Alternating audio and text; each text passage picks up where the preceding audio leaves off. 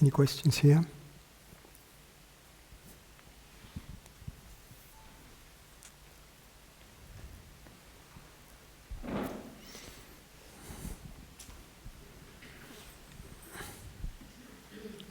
Hi, Francis.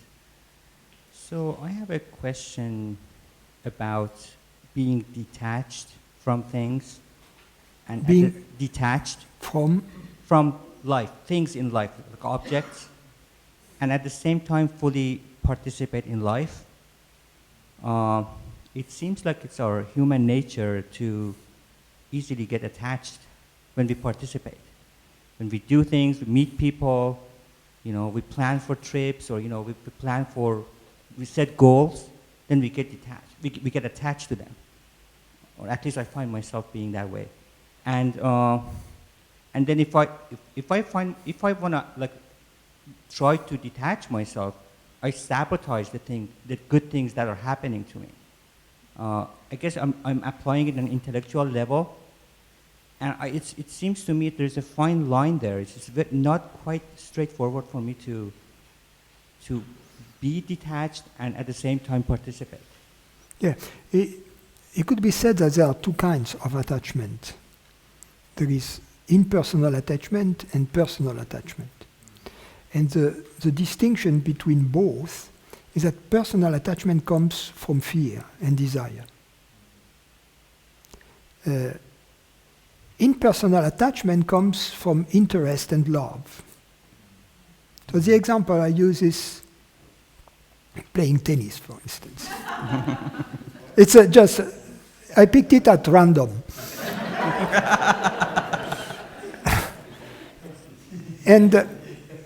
And you are attached to the ball when you play tennis. You see what I mean? Because if you are not attached to the ball, you are not going to hit the ball, right?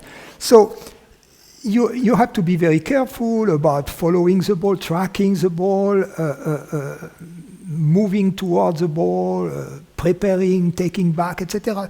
Doing all these things. And it requires tender, loving care, right? And so you play the game as if it mattered.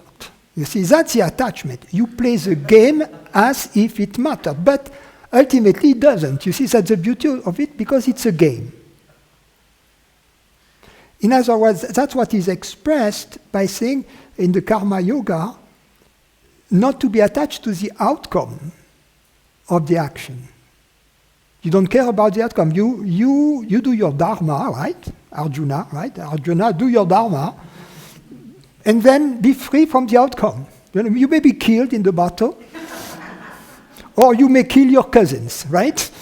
But it doesn't matter because the extended family is so big in India that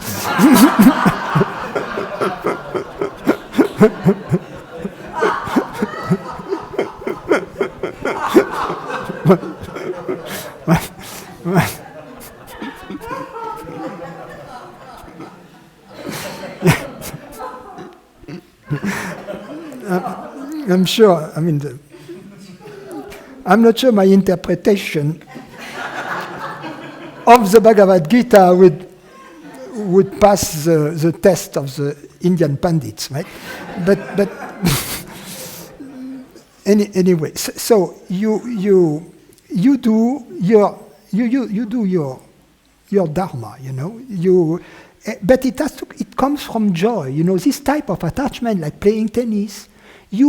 The joy, the reward is not at the end of the deed. It is right in the beginning and during. So it's a safer thing regarding happiness. You can never secure happiness in the future, but you can do things out of happiness. You see, that's the idea. So you have to find the happiness first, which is the source of the action, and then do the deeds that follows from this, from peace or happiness or love. All these are equivalent, you see. Love, beauty, intelligence, happiness, they are different colors of the same light, which is the light of the self, you see. So you have to seek the light of the self in all your deeds, you see, and then act in this light, from this light, not towards this light. You see? If you act towards the light, you make an object out of the light. Whereas if you act from the light and in the light, you make nothing of it. It is an experience, you see? So that's the idea. And then that's why you are indifferent to the outcome. You see? That's impersonal attachment. You do your dharma, you are attached to what you do. When you kill your cousins, you make sure they are dead. You see, you do it right. You do it right. You don't do it halfway, otherwise they can kill you. So you do it right, but you are indifferent to the outcome. And the other attachment then is when the person is involved as if the future happiness, which is never going to happen, of the person were in play. You see? That's never the case. It's just an illusion. You see? And then you are afraid that if you don't win the tennis game, your wife is going to be angry at you, which you won't. You see? So why worry? You see what I mean? Or you lose face or whatever. Who cares? It's only a game. You see? So that's this feeling that to be attached without being attached, to be attached impersonally without being attached personally. And that can help you discriminate between the two forms of attachment. And then you will realize that this empowers you to act in life. You see, because that was your question, right? And in fact, because we love perfection, you see, the closer we are to the truth, the more in love, the more deeply in love with the truth we are, the more we seek perfection in our actions. Whatever we do, we try to do it the best we can. And even if we are not skilled, I am a very lousy tennis player or musician, but I do my best to do it well, because the pleasure, the joy, is in pursuing perfection. It's not in being perfect. Nobody is perfect. Nobody has wings behind their backs, nobody is an angel. You see what I mean? Nobody is perfect. But everybody can pursue perfection. That's a different thing, you see. How does that work when you set goals? Because when you set goals, you're looking forward to something that happens in the future. Yeah, but that's the same thing. You may have a personal goal or impersonal goal. You may have a personal goals or impersonal goals. And the difference is the same, is that a personal goal comes with fear and desire. An impersonal goal is just a game. If you play a tennis game, or if you play golf with your friend, and you play what? A meal at the restaurant, at the Indian restaurant nearby?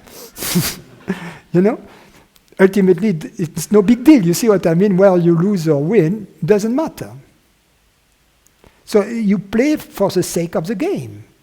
So you play for the pleasure, right? For the enjoyment of the game. So life is a big game. Think of it of a big game. That's it. Thank you.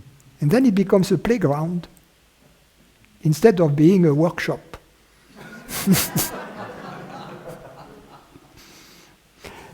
You see, if I were a congressman, I would offer a statute to replace Labor Day with Play Day.